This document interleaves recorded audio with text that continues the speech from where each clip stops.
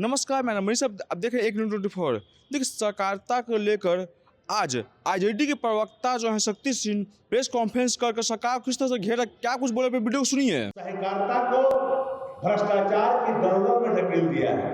मेरा सीधा चार्ज मुख्यमंत्री पर है कि माननीय मुख्यमंत्री नीतीश कुमार जी 20 वर्षों से बिहार के मुख्यमंत्री के पद पर काबिज हैं और इतना बड़ा भ्रष्टाचार सहकारिता से जुड़ा हुआ मामला भी याद करिएगा।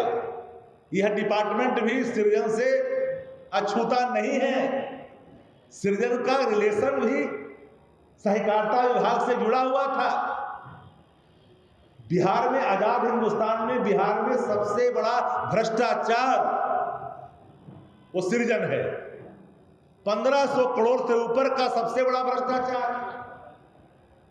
लेकिन सरकार चेती नहीं। पूरे बिहार में चुनाव हो गए, पैक्स के चुनाव हो गए, बहुत लोग मठाधीश थे चुनाव हार गए, लेकिन उनके समिति जो उनके घर के लोग हैं वो जीत के आ गए। अब अध्यक्ष को संचालन करने का, उनको चार्ज देने का पूरे बिहार का एक शिकायत आया है। राष्ट्रीय जनता दल ने इसे गंभीरता में राजनीति में लिया है, किसान हित में लिया है कि बिहार की सरकार तत्काल प्रभाव से अगर नियमों में बदलाव नहीं लाती है, जो त्याग पत्र देने वाले लोग हैं उनको दोबारा चुनाव लड़ने से रोकने की व्यवस्था भी इसमें लानी चाहिए। नहीं तो डिफॉल्टर टैक्स 10 साल से 12 साल से सर्टिफिकेट केस चल रहा है, करोड़ों का गमन का आरोप है।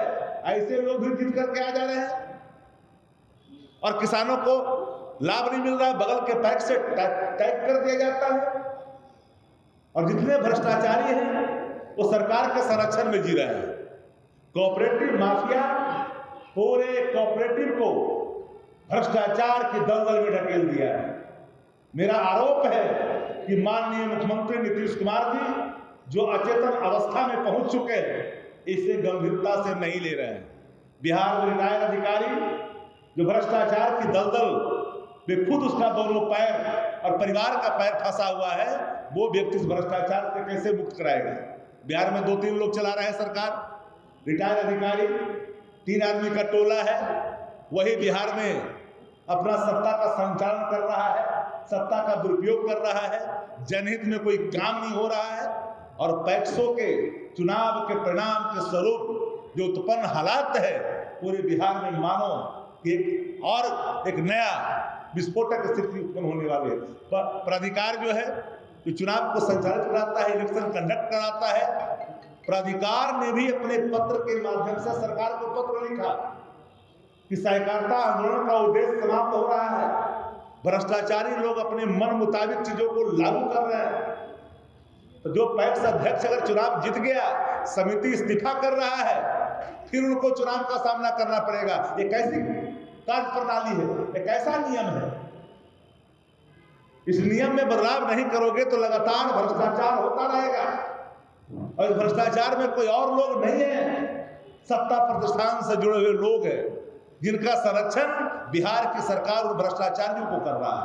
आजादी के बाद इस देश में कई टर्मों तक एक देश एक चुनाव, 1 नेशन 1 इलेक्शन, कल भारत सरकार के कैबिनेट में इसकी मंजूरी दी गई। प्रतिक्रियाएं हर तरफ से आने लगी। आप पत्रकार साथी, मैं जानना चाहता हूं आप लोगों से, आपके मन में भी सवाल होगा। 4 राज्यों के चुनाव हो गए, एक राष्ट्र एक चुनाव के तहत आप चुनाव कराओगे, शेष जो काल अवधि बचे हुए रहेंगे उनके कार्यकाल, क्या वो विधानसभा को भंग करके राष्ट्रपति शासन लगा दोगे, फिर वहां चुनाव एक साथ कराओगे?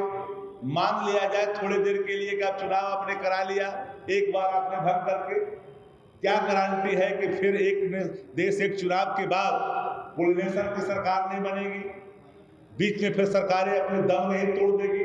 उन परिस्थितियों में एक देश एक चुनाव का क्या होगा, समस्या का हल? ऐसा भी नहीं हो सकता है कि 3 वर्षों में कोई सरकार गिर गई तो 2 वर्ष के लिए चुनाव होंगे, तो फिर हमारा जो उद्देश्य है लोकतंत्र का वही वहां पर मरता हुआ दिखाई पड़ेगा।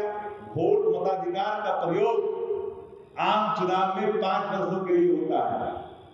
तो एक वन नेशन वन इलेक्शन, एक देश एक चुनाव के जो ड्राफ्ट आए हैं, जो बिल प्रोड्यूस होगा, हम लोग की मांग है कि जेपीसी को जानी चाहिए और जेपीसी को जाने के बाद उसमें सबकी राय होनी चाहिए।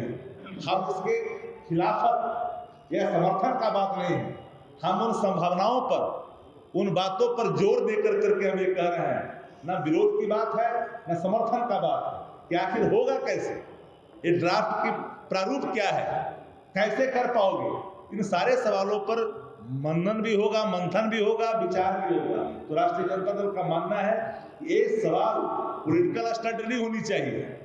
वन नेशन वन इलेक्शन करवाना चाहते हो तो वन नेशन वन टैरिफ क्यों नहीं, समान शिक्षा क्यों नहीं, ऐसा क्यों, फिर अलग अलग क्यों, ये सवाल भी सामने है। जो सरकार को तत्परता के साथ जिन चीजों को गंभीरता से शिक्षा के हित में लेनी चाहिए, आम आदमी के हित में लेनी चाहिए, उस पर चर्चा करने के बजाय एक पॉलिटिकल माइलेज के लिए कहीं मंदिर का लेंगे, कहीं बंगाल में जाके मंदिर बनाएंगे, कहीं यहाँ बनाएंगे, कभी वहां बनाएंगे। अरे आम आदमी की बात करो, प्लान की बात करो, किसान की बात करो, किसान प्रोड्यूस करें, समस्याओं की बात करो। अपन समस्याओं से मुंह चुराते हो, नौकरियों से मुंह चुराते हो, बेरोजगारी पर बात नहीं करते हो, हैंगर इंडेक्स में देश कहाँ खड़ा है, राज्य कहाँ खड़ा है, इस पे आप बात नहीं करते हो। पर कैपिटा इनकम की स्थिति क्या है देश के अंदर में, इस पे बात नहीं करते हो। राज्यों का राज्य पिछड़ा हुआ है, वो कैसे विकसित राज्यों में आएगा, इसकी बात नहीं करते हो। बात करते हो मंदिर की। अरे मंदिर को तो आप आस्था का केंद्र है, उसको वही रहने दो। तो आपने सुना आरजेडी के मुख्य प्रवक्ता सतीश सिंह का कहना है कि फैक्स चुनाव में जो है बदलाव हो ताकि आने वाले लोगों को सहूलियत हो। तमाम खबर देखने के लिए 124 बने रहे। धन्यवाद।